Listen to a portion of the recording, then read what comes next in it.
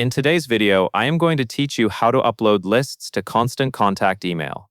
To begin, sign into your Constant Contact account and look at the main navigation. Find and click Contacts. This is where Constant Contact stores everyone you email, along with the lists you organize them into. Starting here helps ensure you are importing your file into the right place instead of trying to add contacts from inside a campaign.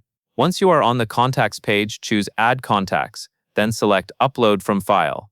This option is best when you already have a spreadsheet of contacts prepared, such as a CSV file or an Excel file.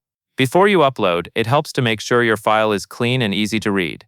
Keep one contact per row and put labels at the top of each column, like email address, first name, or last name. Also remove any blank rows or extra notes columns that you do not need, since those can create confusion during matching. Next, upload your file by dragging and dropping your CSV or Excel file into the upload area. Wait a moment for it to load, and then click Continue. Now you will see a screen where you match your file columns to Constant Contact fields.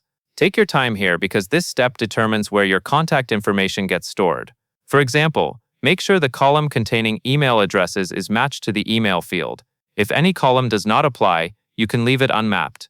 After you confirm the matches look correct, click Continue. After that, select a list for these contacts. Lists are how you group people, such as customers, newsletter subscribers, or event attendees. Choosing the right list now makes it much easier to send targeted emails later. Once you have selected your list, click Continue. Finally, a consent pop-up will appear. Read it carefully, then check the box to confirm you have permission to email these contacts. Click Save to finish the import. Give Constant Contact a moment to process, and your contacts will be added to the selected list. And that is all there is to it.